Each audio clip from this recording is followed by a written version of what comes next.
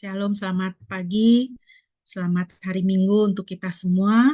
Puji nama Tuhan, pada pagi hari ini kita akan bersama-sama beribadah kepada Tuhan, mengucap syukur untuk semua kebaikan Tuhan dalam hidup kita.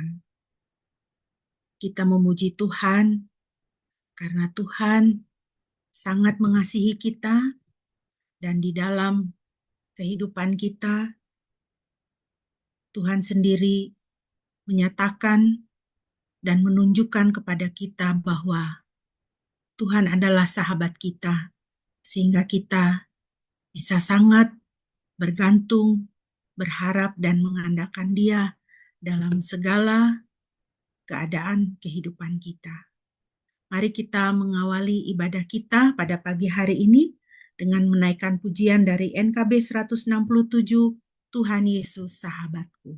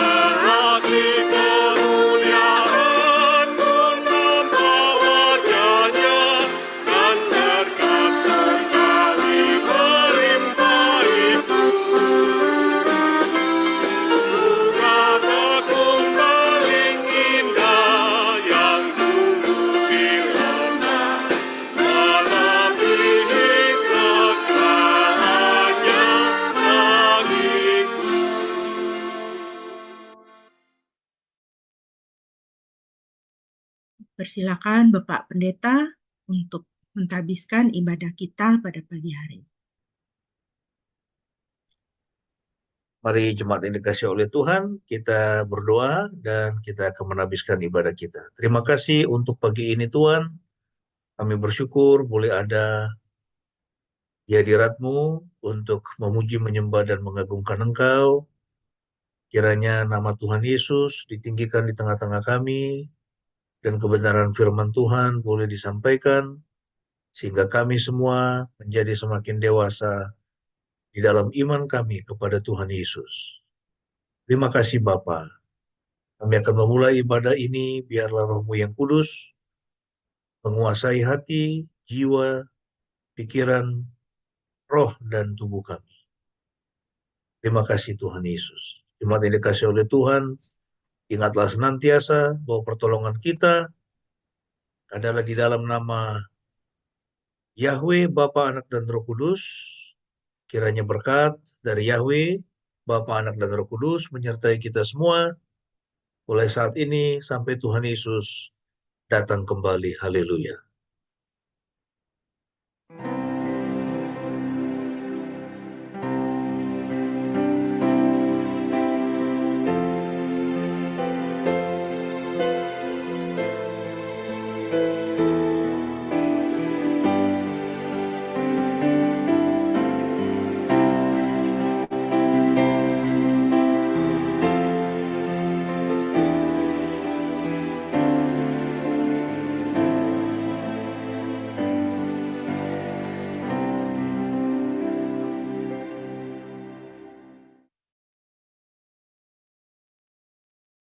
Firman Tuhan yang melandasi ibadah kita pada pagi hari ini terambil dari Mazmur 145 ayat 18. Mazmur 145 ayat 18, demikian firman Tuhan.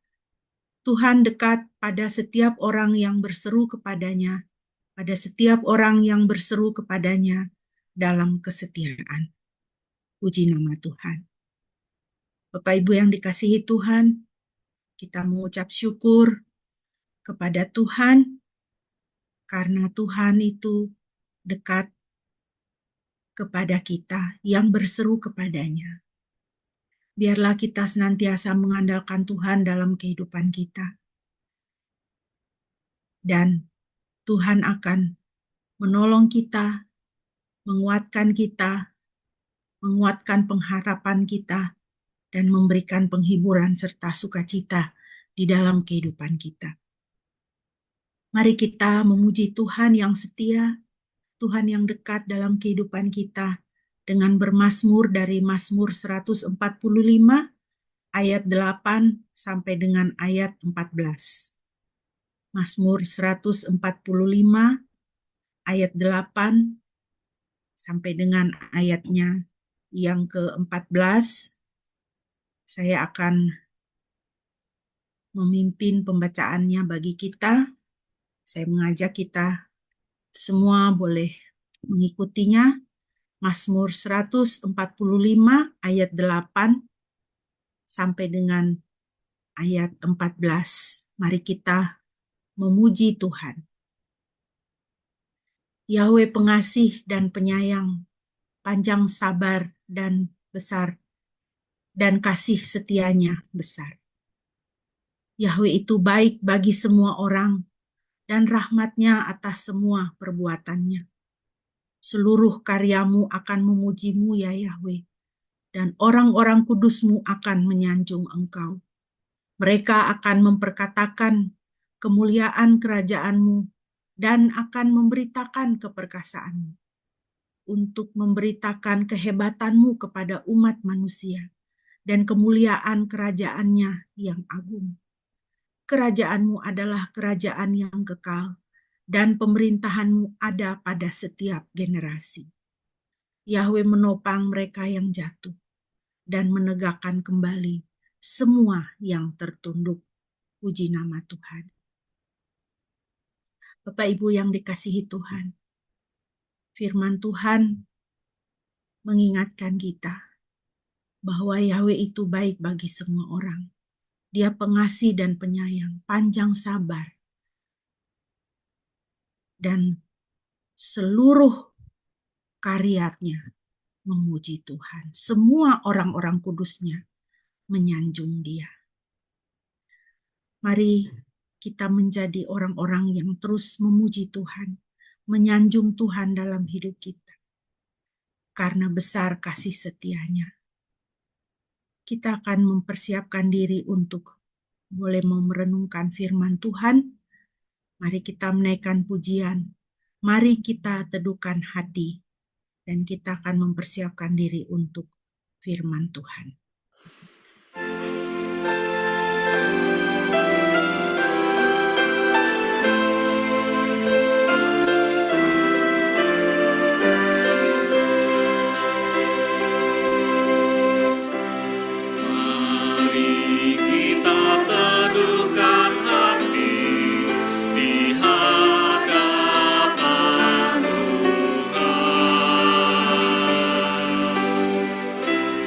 Yesus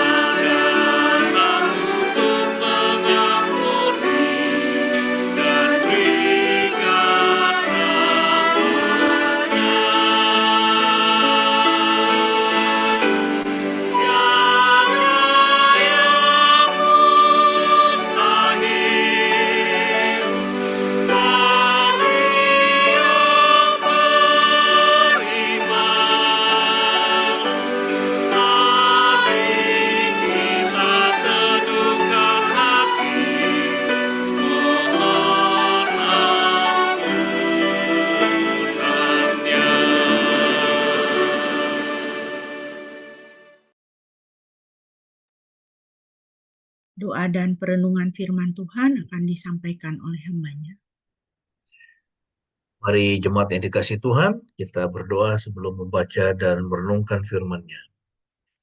Terima kasih untuk pagi ini Tuhan, kami datang kepadamu dan kami siap untuk merenungkan kebenaran firman-Mu, membacanya, dan biarlah Roh Kudus menolong kami untuk dapat menerapkannya di dalam kehidupan kami, sehingga kami dapat menjalani perjalanan iman ini dengan baik dan benar di dalam tuntunan firman-Mu.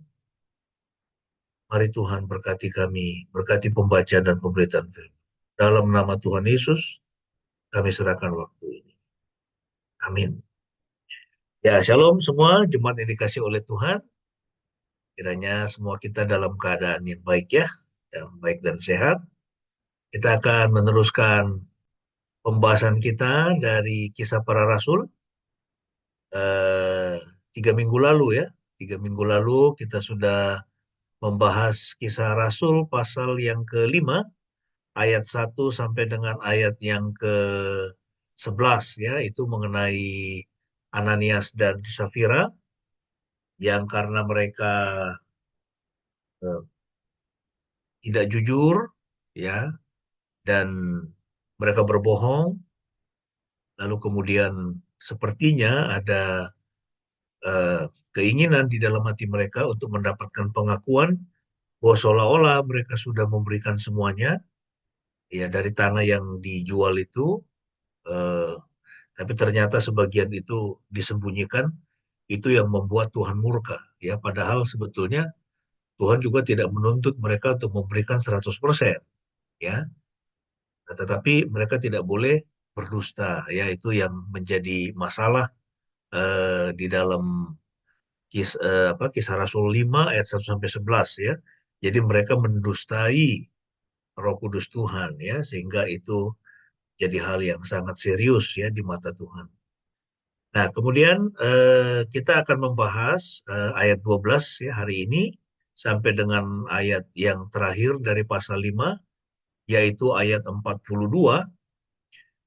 Ini mengenai itu banyaknya tanda-tanda dan mujizat yang dilakukan oleh para rasul. Lalu kemudian karena banyak orang yang sembuh, ya banyak terjadi mujizat, juga roh-roh jahat itu diusir, ya sehingga kemudian ada kecemburuan, ya maaf, ada iri hati, ya bukan kecemburuan ya, tetapi iri hati, ya dari imam besar dan semua orang Saduki, ya sehingga kemudian mereka menangkap para rasul dan memasukkannya ke dalam penjara umum, ya. Baik, saya minta kesediaan Cora bisa membaca, tolong membaca dari ayat 12 sampai dengan ayat yang terakhir dari pasal yang kelima. Melalui pelayanan para rasul terjadilah tanda-tanda mujizat dan keajaiban di antara orang banyak, dan mereka senantiasa berkumpul di Serambi Salomo. Tidak ada seorang pun berani bergabung dengan mereka, tetapi orang banyak sangat menghormati mereka. Dan jumlah orang yang percaya kepada Tuhan terus bertambah, baik pria maupun wanita. Maka banyak orang sakit dibawa ke jalan-jalan dan diletakkan di atas tempat tidur dan tikar, supaya pada saat itu lewat, setidak-tidaknya mereka terkena bayangannya. Dari kota-kota di sekitar Yerusalem, banyak orang berkumpul.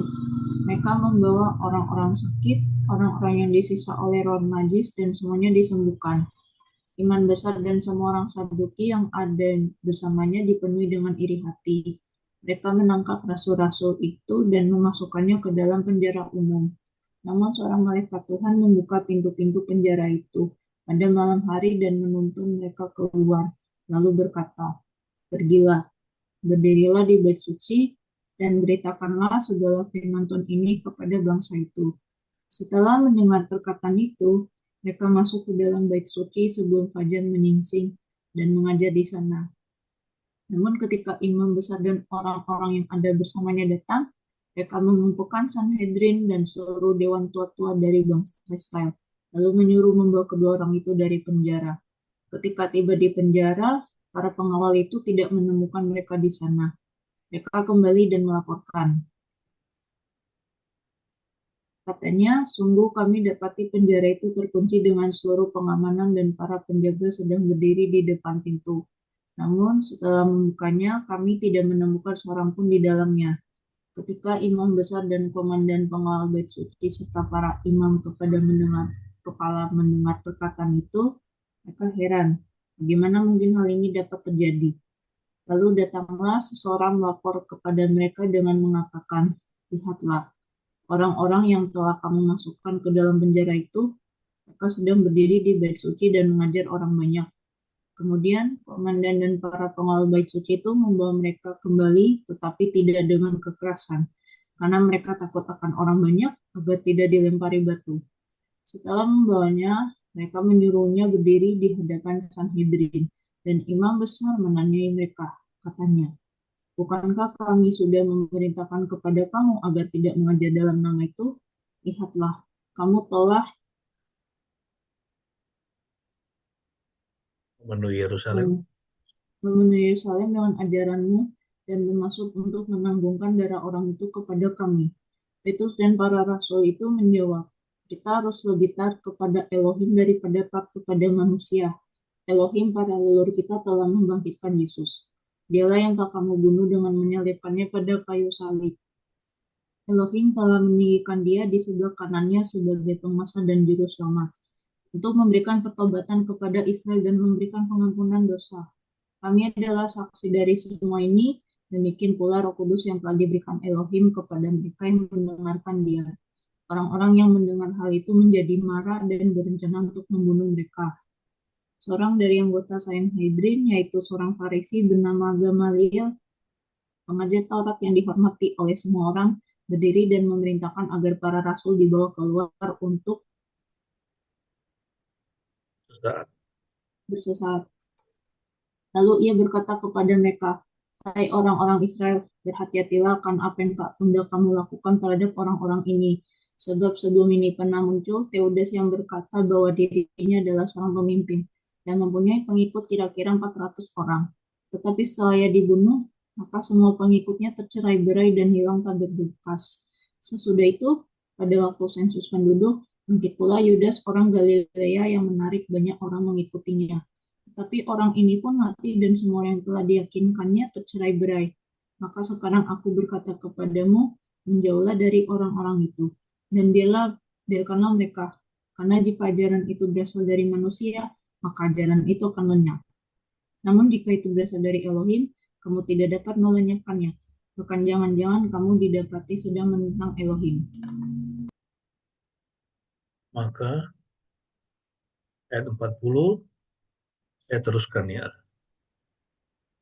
Ya, Maka ayat mereka 40. pun diyakinkan olehnya, lalu mereka memanggil para rasul itu dan memukulinya, serta melarang mereka berbicara dalam nama Yesus, kemudian membebaskannya. Para rasul meninggalkan Sanhedrin itu dengan sukacita, sebab mereka telah dianggap layak untuk mendapat hinaan karena namanya. Dan setiap hari mereka tidak berhenti mengajar di bait suci dan memberitakan kabar baik, yaitu Yesus yang adalah Kristus dari rumah ke rumah. Ya, terima kasih Korah. Puji Tuhan ya untuk firman-Nya. Eh, di dalam bagian ini kita melihat ayat 12 sampai 16 ya, itu ada banyak mujizat. Ayat 15 banyak orang sakit dibawa ke jalan-jalan ya, kemudian diletakkan di atas tempat tidur dan tikar supaya pada saat Petrus lewat setidak-tidaknya mereka terkena bayangannya ya. Ini luar biasa. Tuhan pakai Petrus dari kota-kota di sekitar Yerusalem, banyak orang berkumpul ya, mereka membawa orang-orang sakit, orang-orang yang disiksa oleh roh najis, dan semuanya disembuhkan ya.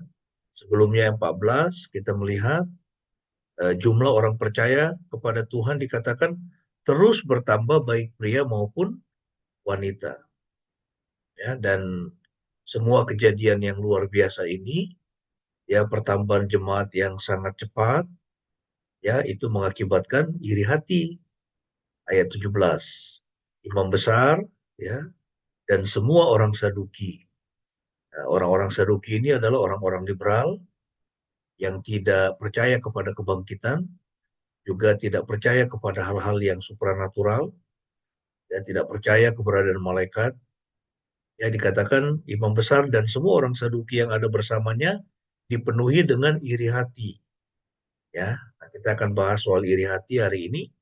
Dikatakan mereka menangkap rasul-rasul itu dan memasukkannya ke dalam penjara umum. Namun seorang malaikat Tuhan membuka pintu-pintu penjara itu pada malam hari dan menuntun mereka keluar, lalu berkata, "Pergilah, berdirilah di bait suci, beritakan segala firman hidup ini kepada bangsa itu." Malaikat Tuhan ya membuka pintu penjara. Itu juga hal yang supranatural, ya, sehingga ketika apa namanya itu para pengawal ya di dalam Ayub 2, ketika tiba di penjara, para pengawal itu tidak menemukan mereka di sana, lalu kembali dan melaporkan, ya, sungguh kami dapati penjara itu terkunci dengan seluruh pengamanan dan para penjaga sedang berdiri di depan pintu. Namun setelah membukanya kami tidak menemukan seorang pun di dalamnya. Nah, ini bagaimana nih caranya mereka bisa keluar ya dari penjara? Ya itulah kuasa Tuhan ya. Itu berarti kan mereka apa?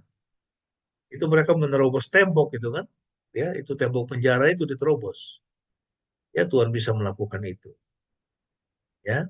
Nah, lalu kemudian kita lihat dalam bagian ini mereka memaksa, ya, mereka memaksa supaya di dalam Ayub 7 ya, ini para rasul dikatakan berdiri di hadapan Sanhedrin ya. Kita tahu bahwa Israel pada waktu itu walaupun mereka dikuasai oleh Roma, tetapi mereka menerapkan sebuah sistem pemerintahan para imam. Ya, jadi ini adalah sebuah pemerintahan religius. Ya, kalau kalau di Indonesia itu ada MUI. Ya, kalau dia keluar fatwa, ya, wah itu harus ditaati itu oleh semua orang Muslim. Ya, dan ini juga Sanhedrin, kalau dia keluarkan fatwa, maka semua orang Yahudi itu harus melakukannya. Ya. Dan mereka bertanya, bukankah kami sudah memerintahkan kepada kamu agar tidak mengajar dalam nama itu? Lihatlah kamu telah memenuhi Yerusalem dengan ajaranmu dan bermaksud untuk menanggungkan darah orang itu kepada kami. Petrus dan para rasul itu menjawab, kita harus lebih taat kepada Elohim daripada taat kepada manusia. Elohim para leluhur kita telah membangkitkan Yesus, dialah yang telah kamu bunuh dengan menyalibkannya pada kayu salib. Elohim telah meninggikan dia di sebelah kanannya sebagai penguasa dan juru selamat untuk memberikan pertobatan kepada Israel dan memberikan penghapusan dosa. Ya, ada satu kata kunci yang penting untuk kita ingat atau pelajari ya atau catat ya di dalam ayat 29 di sini Petrus dan para rasul menjawab, kita harus lebih taat kepada Elohim daripada taat kepada manusia. Jadi ayat ini juga berbicara mengenai dual citizenship. Jadi kewarganegaraan ganda. Jadi kita ini bukan hanya warga negara dunia, ya bukan hanya warga negara Indonesia, tapi kita juga adalah warga negara kerajaan surga. Ya, jadi kalau Tuhan itu menyuruh kita untuk memberitakan Injil, ya kita harus memberitakan Injil. Ya, manapun kita pergi, kita harus itu memberitakan kabar baik, ya karena itu yang Tuhan Yesus perintahkan. Dan urusan orang percaya atau tidak, bertobat atau tidak, itu bukan tanggung jawab kita. Ya, itu tanggung jawab setiap orang. Ya, tugas kita adalah memberitakan dan setelah itu kita pergi. Ya, kalau orang mau itu percaya, puji Tuhan. Kalau tidak percaya, ya kita serahkan dia kepada Tuhan karena hanya Roh Kudus saja yang bisa menobatkan seseorang. Ya, tetapi tugas kita adalah kita harus memberitakan firman-Nya. Nah, pagi ini kita mau melihat sedikit ya. Ini ada satu pelajaran yang penting ya, yang dulu juga kita pernah bahas, tapi saya kira ini satu hal yang penting karena saya menemukan ini ya itu terjadi di mana-mana. Ya, dan biarlah kita juga dihindari ya dari dosa iri hati. Ya, topik kita pagi ini bahaya iri hati. Dan tadi kita sudah melihat ya di dalam ayat 17 dan 18 ya di situ dikatakan imam besar dan semua orang Saduki yang ada bersamanya dipenuhi dengan iri hati. Ya, mereka menangkap rasul-rasul itu dan memasukkannya ke dalam penjara umum. Ya iri hati. Coba bayangkan ya. Ini para rasul ini melakukan apa sih? Mereka menyembuhkan orang. Mereka mengusir setan. Ya kan? Mereka memberitakan nama Yesus. Tapi dengan melakukan semua itu, hal-hal yang baik, menolong orang, ya, membuat orang mendapatkan pengharapan, dibebaskan dari sakit penyakit, ya, dibebaskan dari siksaan roh-roh najis, tetapi itu harus dibayar dengan penjara. Ya, di dalam dunia ini, bahkan di negara kita, ada banyak orang baik yang ya justru mendapatkan ketidakadilan, perlakuan tidak adil. Mungkin Anda juga pernah mengalami seperti itu. Ya, saya pernah mengalami seperti itu. Nolong orang, tapi difitnah. Ya toh, berbuat baik, tapi disalah mengerti. Ya, nah itu tidak apa-apa ya, karena di dalam perjalanan hidup kita itu kita akan selalu bertemu dengan orang-orang seperti imam besar dan orang-orang Saduki ini ya. Ini masalah iri hati atau dengki ya, ini adalah masalah banyak orang dan kiranya kita dihindari ya dari hal yang seperti itu. Ya, para rasul ditangkap kemudian dikatakan dimasukkan ke dalam penjara umum. Nah, sekarang kita akan melihat apa sih iri hati. Iri hati itu adalah sebuah kejahatan dalam hati yang tidak terlihat hingga sebuah peristiwa memunculkannya. Jadi iri hati itu adalah sebuah kejahatan ya di dalam hati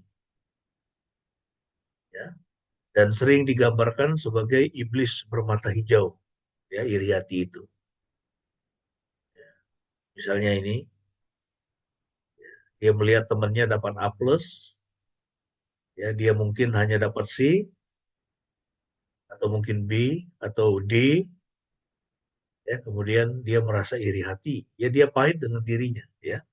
Jadi orang iri hati itu adalah orang yang pahit dengan dirinya, ya pahit dengan keberadaannya. Ya. Dia menginginkan sesuatu yang orang lain punya, tetapi dia tidak mendapatkannya, kemudian dia merasa pahit dengan dirinya, ya itulah iri hati.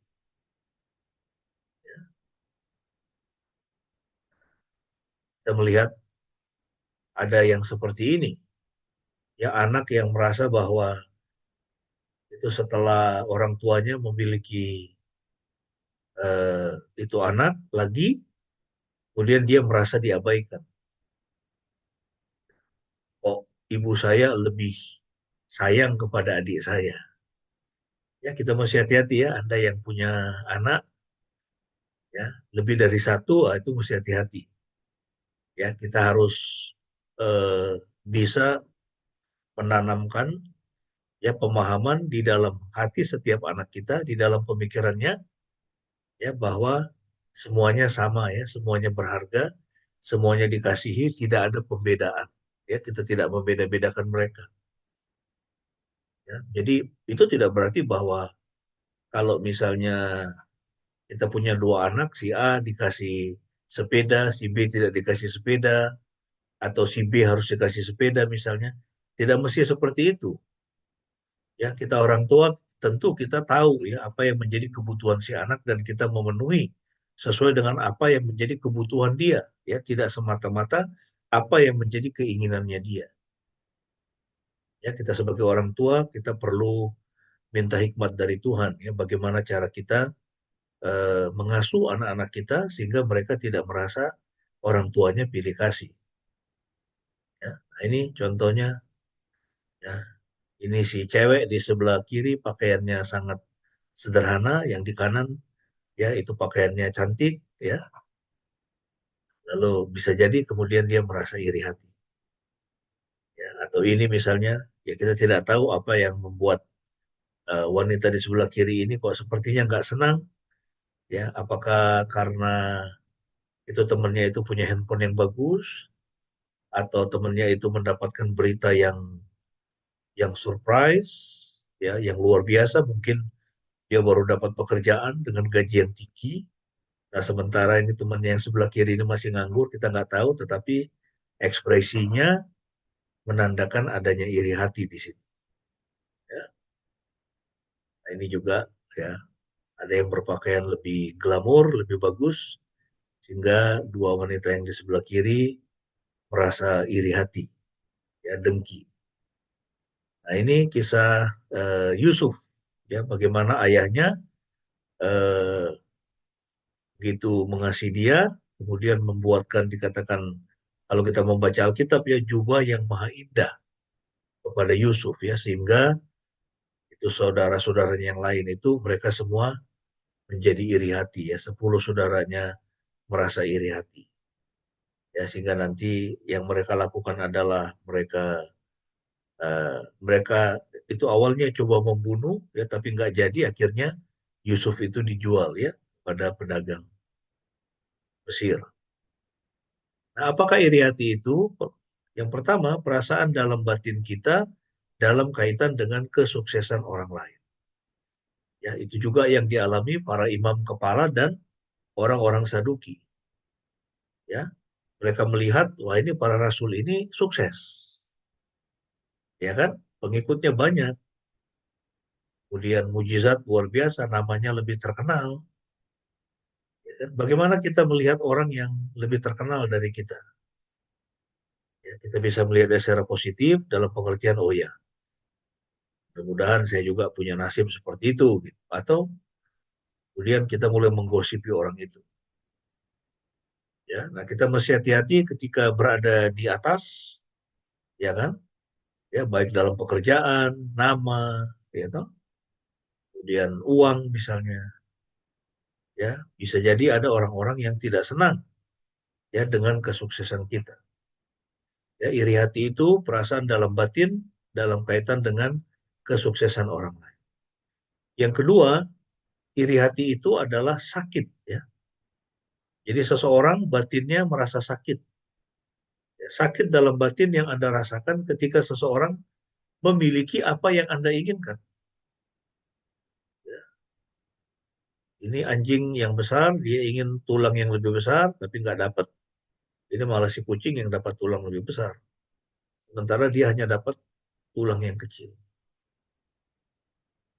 Ya, sakit dalam batin yang Anda rasakan ketika seseorang memiliki apa yang Anda inginkan. Ya, dan ini berlaku untuk siapapun. Ya, bukan hanya orang kaya atau orang yang apa, itu jabatannya tinggi, ya, bahkan orang yang miskin pun bisa punya masalah iri hati. Ya. Tidak jaminan orang jabatannya tinggi, kemudian duitnya banyak, dia tidak punya masalah dengan iri hati.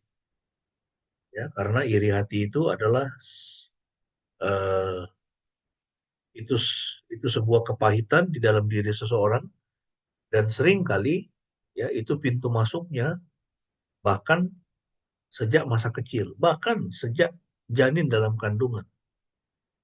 Ya, iri hati itu bisa masuk ya di dalam diri seseorang. Ya, sakit dalam batin yang Anda rasakan ketika seseorang memiliki apa yang Anda inginkan. Nah, karakteristik dari iri hati itu biasanya tersembunyi, terbungkus oleh sebuah syarat yang tampaknya baik dan yang menipu mata mengenai isu-isu yang sifatnya secondary. Jadi kalau kita lihat misalnya tadi imam kepala dan apa orang Saduki itu mereka mereka menentang kan, mereka melarang para rasul untuk dikatakan tidak mengajar dalam nama Yesus. Ya. Nah, tetapi sebetulnya kalau kita melihat di dalam teks tadi kisah Rasul 5 itu, apa yang membuat mereka menjadi iri hati? Ya, oleh karena banyaknya pengikut, ya kan? Banyaknya orang yang mengikuti para rasul, ya, banyaknya orang yang disembuhkan, ya, banyaknya orang yang dilepaskan dari itu cengkeraman roh jahat. Dan biasanya dalam kondisi seperti itu, ya pasti itu banyak sumbangan. Benar nggak? ya pasti itu banyak dukungan finansial diberikan kepada para rasul. Orang-orang yang bersyukur, ya kan, dia sudah sembuh, bertahun-tahun dia sakit, tapi kemudian dilayani, sembuh. Kemudian ini bertahun-tahun, ini anggota keluarganya dirasuk roh jahat, kemudian dilepaskan dari roh jahat. Ya pastilah mereka memberikan banyak persembahan. Ya. Nah, tetapi isu yang diangkat oleh para imam dan orang-orang Saduki itu adalah soal ya pemberitaan nama Yesus. Kalau misalnya para rasul memberitakan nama Yesus, tapi kemudian tidak ada tanda-tanda mujizat dan sebagainya itu, kemudian tidak banyak pengikutnya, apakah mereka akan bereaksi seperti itu? Saya pikir tidak. Ya kan? Nah, justru ketika terjadi sebuah kegerakan, ada banyak orang yang terlibat, ya, ada banyak orang yang dipengaruhi, ya, itulah kemudian mulai, ya, itu para penguasa itu berhati-hati. Ya. Ini contohnya misalnya Anda tahu kan kemarin itu ada satu diskusi ya kaum diaspora, ya, di situ dikatakan ada Dim Samsudin, Refli Harun mengadakan itu diskusi ya dengan peserta sekian banyak, kemudian diserang oleh para preman, ya, diserang oleh para preman. Nah, kita bisa menduga lah ini siapa ini yang ada di balik para preman itu. Ya, dan kita tahu posisi Din Samsudin dan Refli Harun ya mereka kan anti dengan pemerintahan Jokowi. Kalau misalnya yang mereka lakukan itu tidak memberikan dampak yang signifikan kepada masyarakat, saya pikir ya tidak perlu itu penguasa itu kirim ke preman ya untuk itu mengacak-acak. Gitu. Ya, nah jadi itu juga yang terjadi kepada imam kepala dan ya itu Sanhedrin, ya juga orang-orang Saduki, ya mereka merasa terganggu oleh karena apa? Karena para rasul itu punya pengikut yang semakin lama semakin banyak. Ya, sehingga biasanya itu tuduhannya itu tersembunyi ya, terbungkus oleh sebuah hasrat yang tampaknya baik dan menipu mata. Nah, kita ingat ini peristiwa ini di dalam teks yang tadi kita baca Lukas 13 ini ya. Yesus mengajar di salah satu rumah ibadat pada hari Sabat. Ada seorang perempuan yang 18 tahun dirasuk roh jahat. Ia sakit sampai bungkuk punggungnya, tidak dapat berdiri lagi dengan tegak. Ketika Yesus melihat perempuan itu, ia memanggil dia dan berkata kepadanya, "Hai ibu, penyakitmu telah sembuh." Lalu ia meletakkan tangannya atas perempuan itu dan seketika itu juga berdirilah perempuan itu dan memuliakan Tuhan. Tetapi kepala rumah ibadat gusar karena Yesus menyembuhkan orang pada hari Sabat. Lalu ia berkata kepada orang banyak, ada 6 hari untuk bekerja, karena itu datanglah pada salah satu hari itu untuk disembuhkan dan jangan pada hari Sabat. Ya, dia tidak senang karena Yesus menyembuhkan pada hari Sabat. Tapi sekarang pertanyaannya, apakah sebetulnya masalahnya itu adalah karena itu adalah hari Sabat? Saya kira tidak. Masalahnya kepala rumah ibadat itu, ya masalahnya adalah karena Yesus melakukan mujizat, ya. Yesus memiliki banyak pengikut, Yesus punya nama yang lebih terkenal dari dia, kemudian dia menjadi iri hati. Ya, Tuhan menjawab dia katanya, hai orang-orang munafik. Ya, bukankah setiap orang di antaramu melepaskan lembunya atau keledainya pada hari Sabat dari kandangnya dan membawanya ke tempat minuman? Hari Sabat saja kau kerja toh, kau kasih makan, kau kasih minum, ya lembumu atau keledai. Bukankah perempuan ini yang sudah 18 tahun diikat oleh iblis harus dilepaskan dari ikatannya itu karena ia adalah keturunan Abraham? Dan waktu ia berkata demikian, semua lawannya merasa malu dan semua orang banyak bersuka cita karena segala perkara mulia yang telah dilakukan.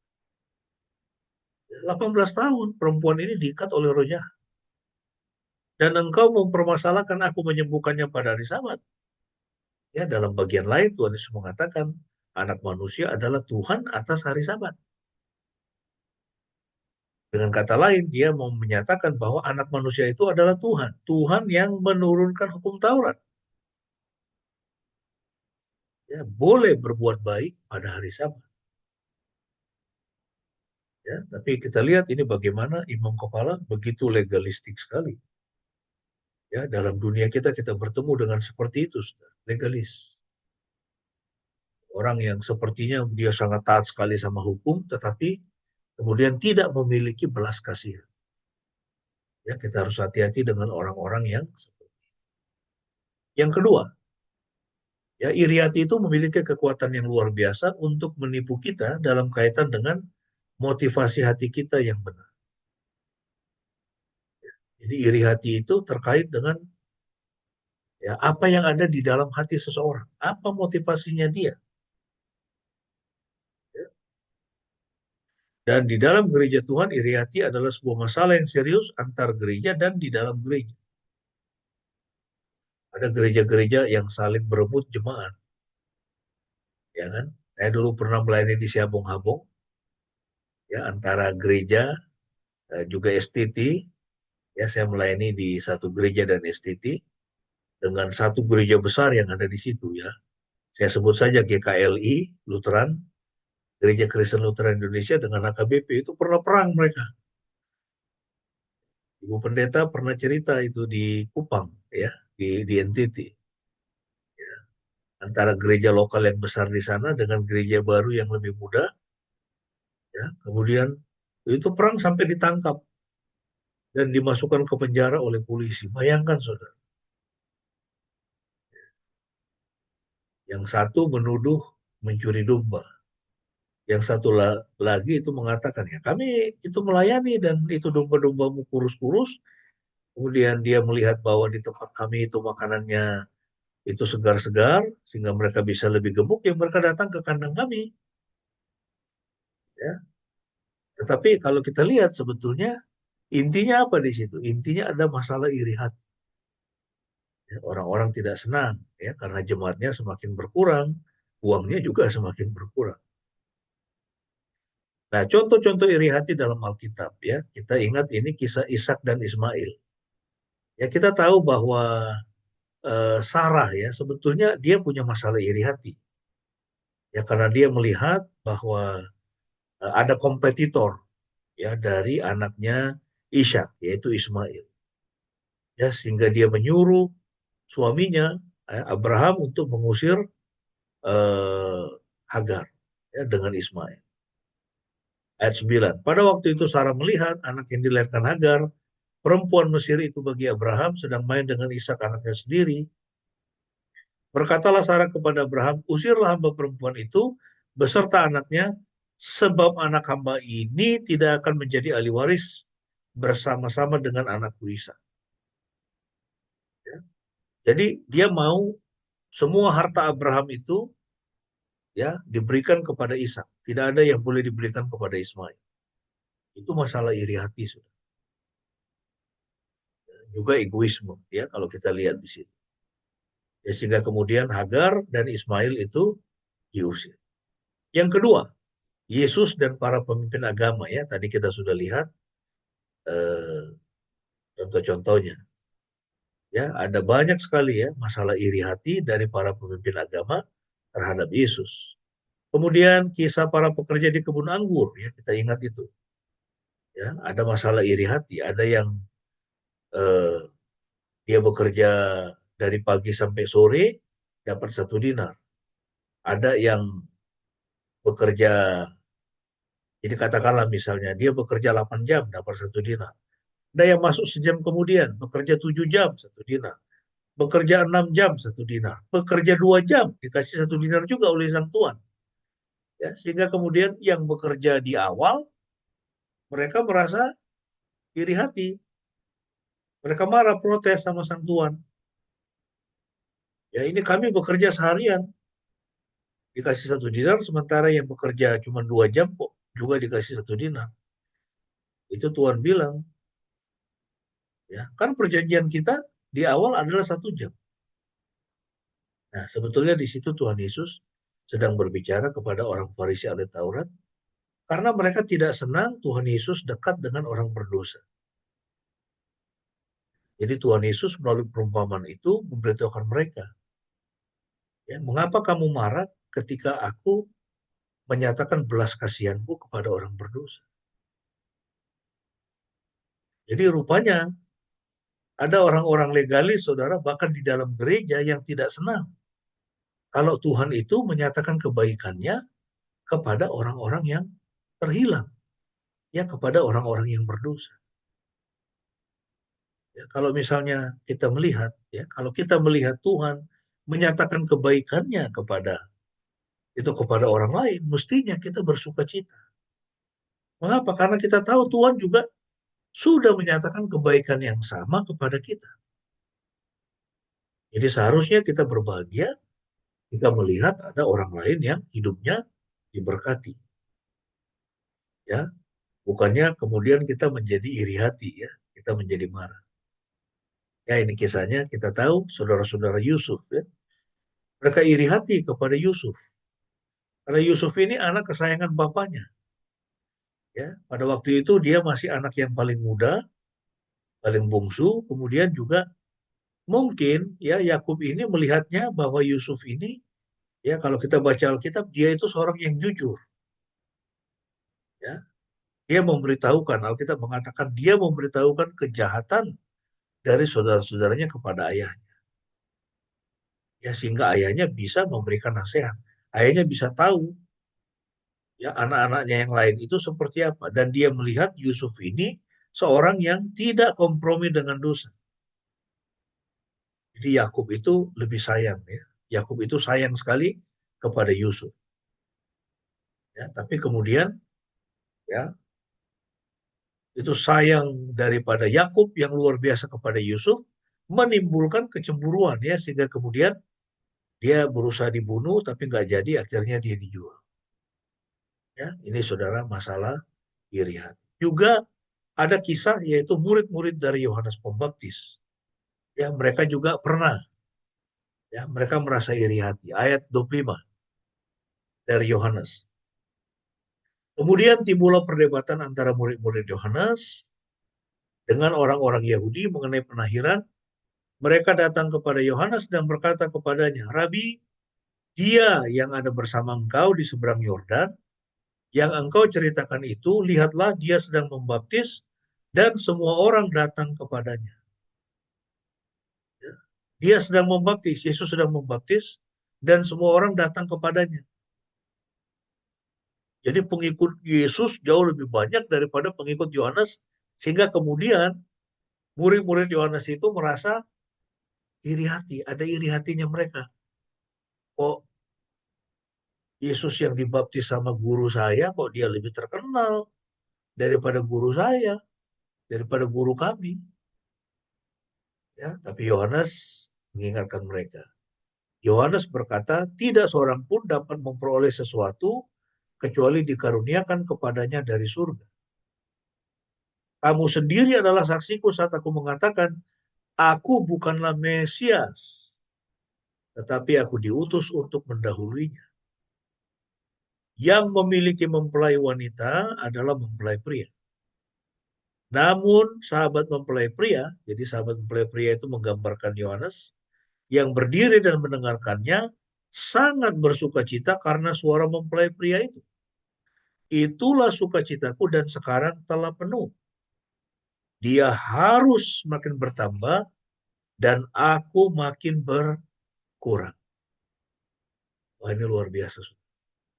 Ya, kita harus punya hati seperti Yohanes Pembaptis. Yesus harus semakin bertambah, aku harus menjadi semakin berkurang. Ya, dia menasihati para muridnya, tidak perlu kalian iri hati. Kalau Yesus menjadi semakin besar, dan memang dia harus semakin besar dan dia yang terbesar karena dia adalah Tuhan. Dia adalah Mesias. Ya, dia layak menerima sembah. Ya, itu penyembahan. Karena dia adalah Tuhan, dia Mesias. Aku adalah jalan yang menyiapkan untuk kedatangan Sang Mesias. Ya, ini orang yang sudah selesai dengan dirinya Yohanes. Ya, dia tidak mengejar ketenaran, ya, dia tidak mengejar uang, bahkan matinya juga sangat menyedihkan. Ya, kepalanya itu di dalam talam itu kan, ya, untuk itu atas permintaan dari putrinya Herodes. Ya. Tetapi dia mengatakan dia harus makin bertambah, aku makin berkurang. Ya, jadi lawan iri hati itu apa? Rendah hati. Ya, kan? Rendah hati dan mengasihi diri sendiri. Itu mengasihi diri. Ya, puas ya dengan diri kita. Mengapa orang menjadi iri hati? Yang pertama, orang menjadi iri hati itu karena dia kurang mendapatkan kasih. Ya, biasanya ini terjadi pada anak-anak dari keluarga yang mengalami disharmoni, ya, ketidakharmonisan, ya, antara orang tua juga orang tua dengan anak. Ya, jadi anak-anak yang kurang mendapatkan kasih, maka sulit bagi dia untuk bisa merasa puas, ya, mengasihi dirinya dengan benar. Ya, jadi kurang kasih. Kemudian adanya rejection, ya, penolakan. Ya, saudara-saudara Yusuf itu merasa bahwa bapaknya lebih mengasihi Yusuf dan mereka merasa tertolak. Ya, mereka merasa bahwa mereka itu, ya, kurang berharga dibandingkan Yusuf. Ya, Yusuf itu menjadi itu favorit dari bapaknya. Jadi itulah sebabnya mengapa kita harus hati-hati, ya, para orang tua. Kalau kita punya anak lebih dari satu, itu cara kita mau perlakukan mereka, ya, mendidik mereka itu harus tepat, ya, sehingga tidak ada dari anak-anak kita yang merasa bahwa orang tuanya itu pilih kasih. Ya, jadi itu yang pertama, orang menjadi iri hati karena kurangnya kasih. Yang kedua, karena adanya penolakan. Yang ketiga itu karena adanya ambisi, ya, ambisi pribadi. Ya, berakar pada sebuah pergulatan untuk menemukan identitas diri. Ya, jadi dalam diri seseorang ada sebuah pergulatan untuk menemukan identitas diri, ada ambisi pribadi. Ya, supaya saya bisa terkenal, supaya saya bisa dapat jabatan yang tinggi, ya, supaya saya bisa dapat uang yang banyak. Ya, jadi dia mencari kasih di tempat yang salah.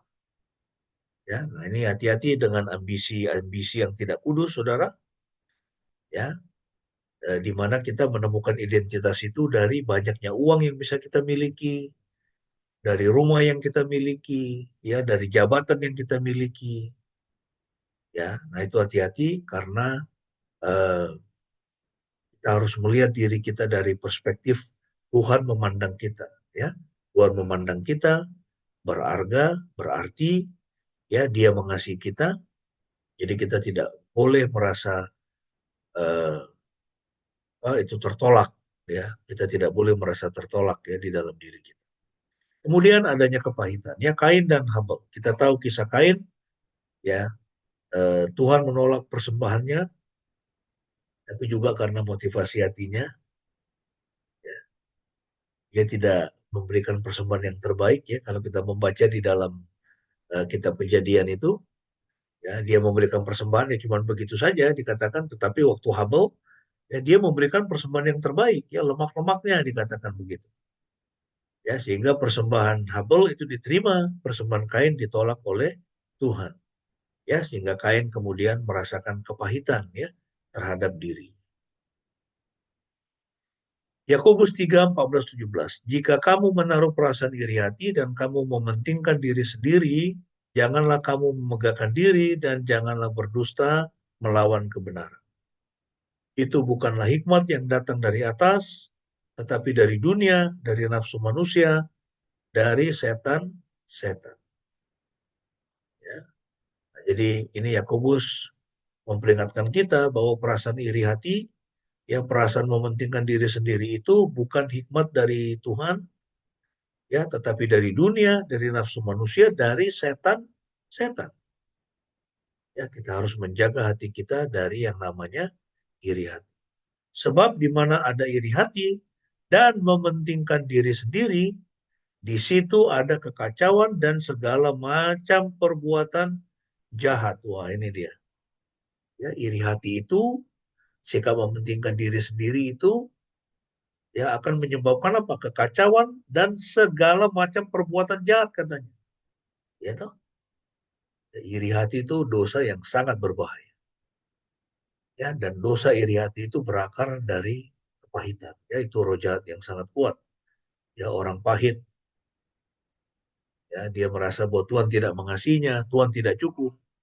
Ya, kasih Tuhan tidak cukup untuk dirinya. Ya, hingga kemudian dia melihat ada orang lain yang apa? Itu sepertinya diberikan lebih banyak dari Tuhan, ya. Kemudian dia merasa iri. Tetapi hikmat yang dari atas adalah pertama-tama murni, selanjutnya pendamai, peramah, penurut, penuh belas kasihan, dan buah-buah yang baik, tidak memihak dan tidak munafik. Ya, mari kita menjauhkan diri kita dari iri hati dan mementingkan diri sendiri. Konsekuensi dari iri hati itu apa? Pertama, ya orang itu matanya jadi jahat. Ya, mengapa? Karena tidak suka melihat kesuksesan atau hal baik yang dimiliki orang lain. Ya, kemudian dia mulai gosip aja itu. Dia menceritakan yang jelek-jelek tentang orang. Matanya menjadi jahat. Kemudian perbuatannya juga menjadi jahat. Ya, ada konflik, ya kan?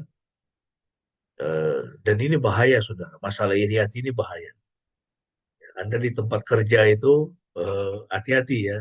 Walaupun teman Anda misalnya senyum-senyum, kelihatannya baik gitu ya. Tapi nggak tahu juga ya, kalau dia itu ada perasaan bagaimana kepada Anda. Ya, kalau dia punya masalah iri hati itu bisa bahaya, saudara.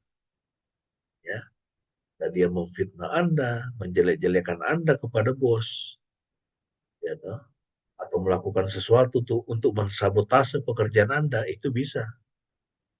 Ya. Dalam dunia kerja itu bahaya itu, ya namanya iri hati itu pasti, ya, itu pasti ada. Apalagi kalau lingkupnya sudah lebih banyak. Ya, saya tidak hanya bicara dari konteks itu sekuler. Ya, di dalam gereja, di kalangan hamba Tuhan banyak itu yang begitu. Ya, banyak sudah. Ya. Kemudian terjadi konflik. Yang ketiga itu kegilaan dan pembunuhan. Ya kan? Ya, Tuhan Yesus itu dibunuh ya, karena dia menyatakan dirinya Tuhan, oke. Tapi juga saya pikir dan saya yakin juga ada masalah iri hati. Karena apa? Pengikutnya banyak. Ya toh? Orang banyak lebih mendengarkan Yesus mengajar daripada imam-imam, orang-orang Farisi, orang-orang Yahudi. Sehingga kemudian ada iri hati. Saul juga sama kan, kisah Saul itu kita tahu. Dia iri hati kepada Daud. Karena apa? Orang-orang meneriakkan Saul membunuh musuh beribu-ribu, Daud berlaksa-laksa. Dia merasa ya itu disepelekan oleh rakyat. Karena apa? Ya karena orang Israel lebih mengagumi ya prestasi Daud di dalam mengalahkan musuh dibandingkan Saul. Jadi Saul itu merasa iri hati lalu apa?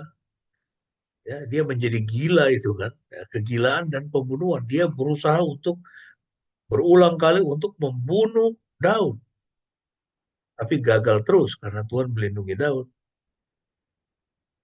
Tapi Daud dia tidak punya masalah iri hati ketika dia punya kesempatan untuk membunuh Saul, dia tidak bunuh Saul, dia hanya potong itu punca jubahnya.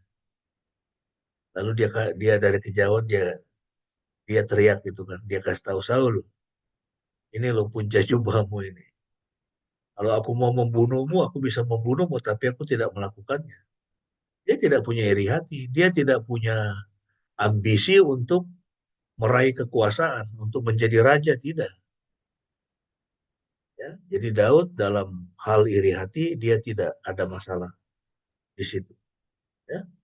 Nah, jadi kegilaan dan pembunuhan. Kemudian, nah ini dia, saudara, inilah sakit penyakit akibat iri hati. Tulang menjadi lapuk ya, penyakit osteoporosis. Ya, karena iri hati itu adalah kepahitan ke dalam. Ya, orang yang pahit kepada dirinya maka penyakit-penyakitnya itu terkait dengan apa? Itu badannya itu organ-organnya mengalami apa? Itu mengalami pelapukan, ya, degeneratif. Jadi dia mengalami pelapukan. Osteoporosis dan kanker tulang, ya, itu menurut Pastor Henry Wright itu akar spiritualnya adalah masalah dosa iri hati. Orang yang pahit dengan dirinya. Ya, hati-hati saudara, jangan pahit dengan diri Anda. Ya, Tuhan Yesus mengatakan, kasihilah Tuhan dengan segenap hatimu, dengan segenap jiwamu, dengan segenap akal budimu, dengan segenap kekuatanmu. Itulah hukum yang pertama dan yang terutama. Hukum yang kedua yang sama dengan itu, kasihilah sesamamu manusia, seperti kau mengasihi dirimu sendiri. Ya, dan ini yang sering orang abaikan, ya. Hanya dibilang kasih Tuhan, kasih sama. Ya, tapi ada hukum kasih diri sendiri.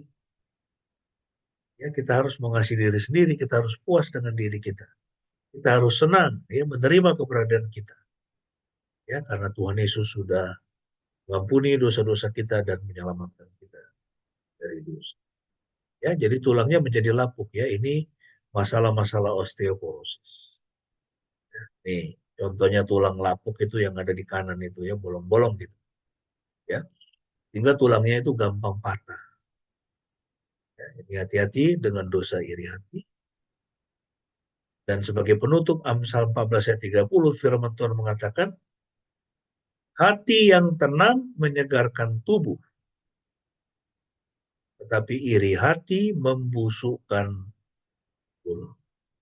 Ya, mari kita hindari perilaku imam besar, ahli Taurat, ya, orang-orang Saduki yang punya masalah iri hati sehingga kemudian apa? Mereka melakukan kegilaan. Ya, mari mulai hari ini kita menerima diri kita sebagaimana Kristus sudah menerima kita. Kita mengasihi diri kita sebagaimana Kristus sudah mengasihi kita. Kita harus puas dengan diri kita. Waktu kita memandang wajah kita di depan cermin, itu katakan, Tuhan, terima kasih Engkau sudah ciptakan saya seperti saya ada hari ini. Saya tahu Engkau mengasihi saya. Engkau menerima saya. Engkau sudah menyelamatkan saya. Dan satu waktu, nanti saya akan bersama dengan Engkau di kekekalan. Tidak ada yang tidak Tuhan sediakan. Semuanya Tuhan sediakan, semuanya Tuhan cukupkan, semuanya Tuhan berikan dengan sempurna. Kita katakan, terima kasih. Ya, kiranya firman ini menjadi berkat bagi semua jemaat. Amin.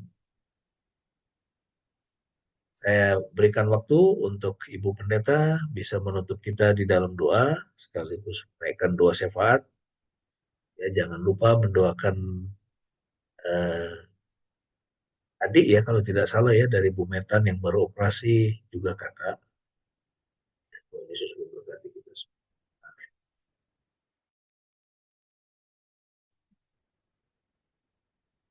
Baik, apakah ada pokok doa tambahan dari saudara-saudara? Mohon Oke, doanya Ibu Pendeta untuk Tiara yang masih dirawat di rumah sakit. Ya, kita Terima berdoa kasih. untuk ya. Ya. oke. Saya ada pokok doa. Oke, jadi Bang, jadi intinya saya minta didoakan supaya apa? Oke, supaya dapat kerjaan yang bagus juga. Oke, kemarin sempat nyoba apa tuh? Sempat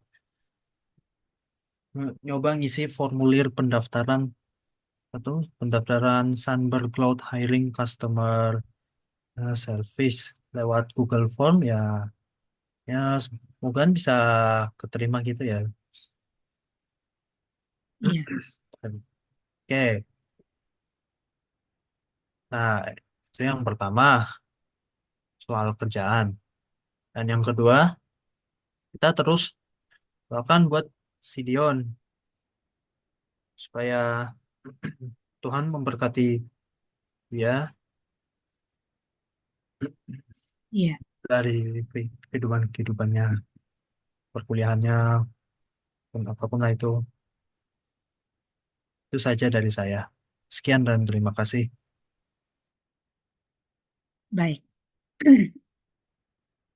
Baik, kalau tidak ada yang lain, mari kita bersatu hati, kita menghadap Tuhan di dalam doa. Bapa di surga, terima kasih Tuhan. Kami sungguh mengucap syukur pada pagi hari ini untuk kebenaran firman Tuhan yang boleh kami renungkan bersama. Biarlah sukacita Tuhan senantiasa ada di dalam kehidupan kami. Sehingga apapun yang kami alami, kami boleh tetap bersukacita. Seperti yang diteladankan oleh para rasul, mereka mengalami begitu banyak tantangan, bahkan penyiksaan. Tetapi setelah mereka mengalami semua itu, mereka tetap bersukacita dan bangga bahwa mereka adalah pengikut Kristus. Tolonglah kami Bapa supaya kami juga boleh seperti mereka dalam menghadapi segala sesuatu dalam kehidupan kami yang mungkin bahkan membuat kami harus meneteskan air mata. Tetapi kami tidak mau melihat semuanya itu, kami mau melihat kepada Kristus. Dan di dalam kesesakan yang kami alami, kami boleh berbangga bahwa kami adalah pengikut Kristus. Berikan kami hati yang luas, supaya kami juga bisa mengampuni orang-orang yang bersalah kepada kami, dan menyampaikan damai sejahtera kepada mereka. Ya Roh Kudus, kiranya Engkau boleh menjagai hati kami, supaya kami juga boleh belajar untuk berbahagia dan memuji Tuhan atas keberhasilan, kesuksesan orang lain. Sehingga kami dijauhkan daripada iri hati dan dengki. Ampunilah kami Bapa atas kesalahan, kelalaian, dan dosa kami di hadapan Tuhan. Biarlah semakin hari kami juga boleh semakin menjadi seperti Kristus. Terima kasih Tuhan, kami sungguh mengucap syukur. Kami menyerahkan anak-anak-Mu pada pagi hari ini ke dalam tangan-Mu Tuhan. Di dalam ibadah ini kiranya Engkau memberkati setiap kami. Di dalam situasi kehidupan kami, peran dan tanggung jawab kami masing-masing, di tengah keluarga dan di tengah-tengah masyarakat. Kami berdoa untuk anak-anak kami dalam studi mereka, kiranya Engkau memberkati dengan hikmat, berikan kecerdasan, supaya mereka juga boleh mengalami keberhasilan di dalam studi mereka, dan studi mereka juga boleh menjadi ibadah penyembahan kepada Tuhan. Untuk kami yang bekerja, Tuhan berkati pekerjaan kami, kiranya boleh Tuhan berikan pertambahan, promosi-promosi dari Tuhan. Tuhan angkat anak-anak-Mu. Dan di dalam pekerjaan kami boleh mempermuliakan nama Tuhan. Kami yang merawat orang tua kami di rumah, Tuhan berikan kekuatan dan kesabaran, dan biarlah kami juga boleh melihat ini sebagai ibadah penyembahan kami kepada Tuhan. Kami berdoa untuk orang tua kami dalam masa tuanya, kiranya Engkau memberkati, Engkau memberkati dengan kesehatan, dengan damai sejahtera, dengan sukacita yang melimpah di dalam hati mereka. Kami teringat untuk Pak Effendi, untuk Opa Oma Kelvin. Tuhan berkati juga untuk orang tua kami, untuk Mama, Cik Sian. Tuhan berkati di dalam pemulihan kesehatan juga, boleh semakin sehat. Juga untuk anak kami Tiara, kiranya Tuhan juga boleh memulihkan dia. Kami teringat untuk Bu Shirley dan Pak Yano juga dalam pemulihan dan pengobatan. Kiranya Tuhan memberkati setiap medical treatment yang diterima. Tuhan berikan kecukupan kebutuhan, dan untuk setiap keluarga yang mendampingi saudara-saudara yang sedang sakit, Tuhan berikan kekuatan, Tuhan berikan kesehatan juga. Tuhan berikan pemulihan juga untuk setiap kami. Terima kasih Bapa. Kami sungguh mengucap syukur. Kami berdoa untuk anak-anak kami di dalam pekerjaannya, maupun yang sedang mencari pekerjaan, yang kiranya Engkau memberkati, berikan pekerjaan yang sesuai dengan kehendak Tuhan, sehingga anak-anak kami bukan hanya mendapatkan pekerjaan yang dapat menopang hidup mereka, pekerjaan dengan gaji yang layak, tetapi pekerjaan yang Tuhan mau, Tuhan menempatkan mereka di situ, sehingga mereka bisa memuliakan nama Tuhan. Terima kasih Bapa. Kami menyerahkan kehidupan kami ke dalam tangan-Mu. Pimpin kami Tuhan, sertai kami senantiasa ya Bapa. Kami berdoa juga Tuhan untuk bangsa dan negara kami. Kiranya Tuhan berkati para pemimpin kami, dari Bapak Presiden sampai pemimpin-pemimpin yang ada di daerah-daerah. Kiranya Tuhan berikan hikmat, karunia, kebijaksanaan untuk memimpin negara kami ini. Dan kiranya kasih karunia Tuhan boleh ada atas bangsa kami, memulihkan bangsa kami ya Bapa. Ampunilah kesalahan dosa kami di hadapan Tuhan sebagai bangsa. Biarlah kasih karunia-Mu, berkat-Mu tercurah atas bangsa ini ya Tuhan. Terima kasih Bapa di surga, kami sungguh mengucap syukur. Kami menyerahkan diri dan hidup kami ke dalam tangan-Mu. Di dalam nama Tuhan Yesus, Tuhan dan Juru Selamat kami, kekasih jiwa kami yang hidup dan menang, yang telah mengajarkan kami berdoa demikian. Bapa kami yang di surga, dikuduskanlah nama-Mu. Datanglah kerajaan-Mu, jadilah kehendak-Mu di bumi seperti di surga. Berikanlah kami pada hari ini makanan kami yang secukupnya, dan ampunilah kami akan kesalahan kami, seperti kami juga mengampuni orang yang bersalah kepada kami. Dan janganlah membawa kami ke dalam pencobaan, tetapi lepaskanlah kami daripada yang jahat. Karena Engkau-lah yang mempunyai kerajaan dan kuasa dan kemuliaan sampai selama-lamanya. Amin. Bapak Ibu yang dikasihi Tuhan, mari kita bersama-sama akan mengucapkan pengakuan iman kita di hadapan Tuhan.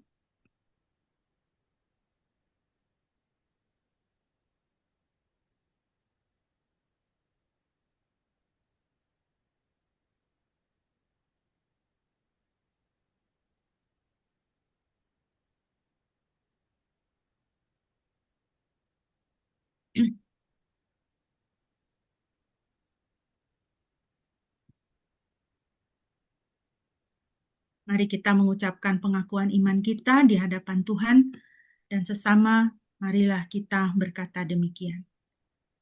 Aku percaya kepada Elohim, Bapa yang Maha Kuasa, Khalik langit dan bumi, dan kepada Yesus Kristus, anaknya yang tunggal Tuhan kita, yang dikandung dari Roh Kudus, lahir dari anak darah Maria, yang menderita sengsara di bawah pemerintahan Pontius Pilatus, disalibkan, mati, dan dikuburkan, turun ke dalam kerajaan maut.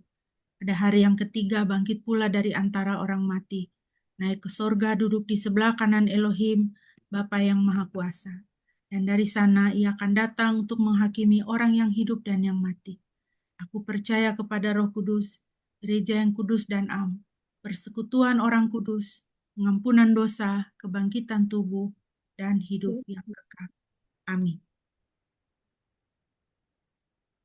Mari Bapak Ibu, sebelum kita akan mengakhiri ibadah kita pada pagi hari ini, kita naikkan pujian, tiap langkahku diatur oleh Tuhan.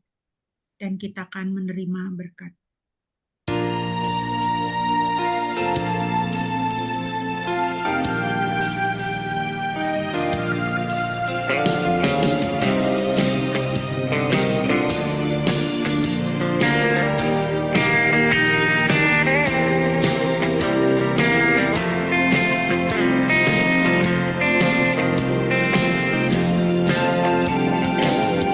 Tiap langkahku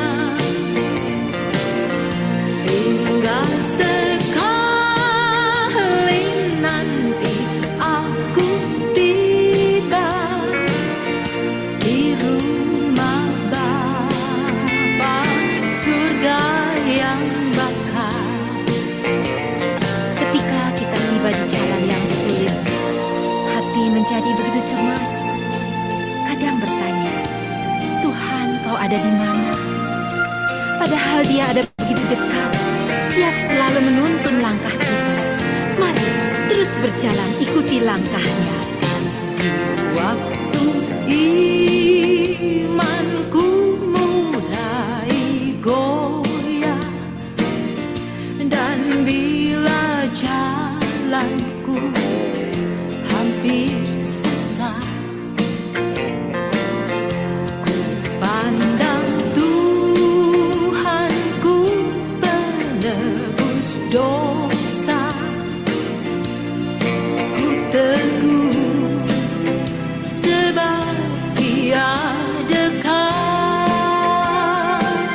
Tiap langkahku ku tahu yang Tuhan pimpin ke tempat tinggiku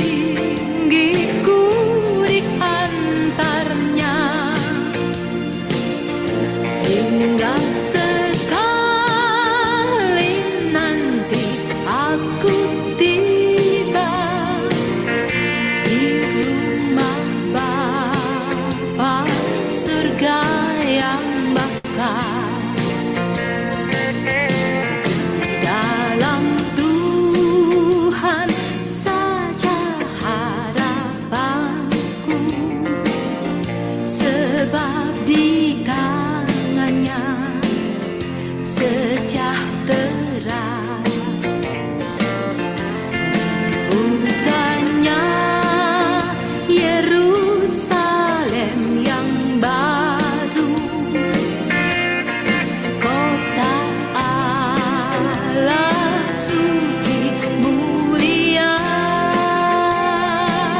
Tiap langkahku ku tahu yang Tuhan pimpin ke tempat tinggiku dihantarnya,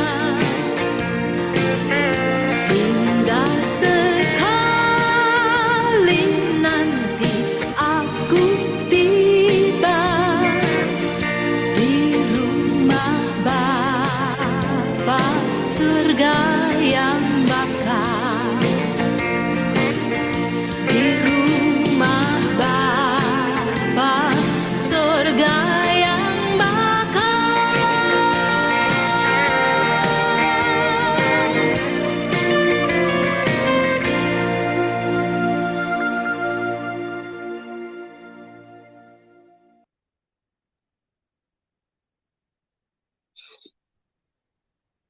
Mari jemaat yang dikasihi oleh Tuhan, kita akan mengakhiri ibadah kita sambil kita semua mengarahkan hati kepada Tuhan untuk menerima berkat-Nya. Yahweh memberkati engkau dan memelihara engkau. Yahweh membuat wajah-Nya bersinar atasmu dan memberi engkau anugerah. Yahweh mengarahkan wajah-Nya kepadamu dan memberi engkau damai sejahtera. Pujilah Halik.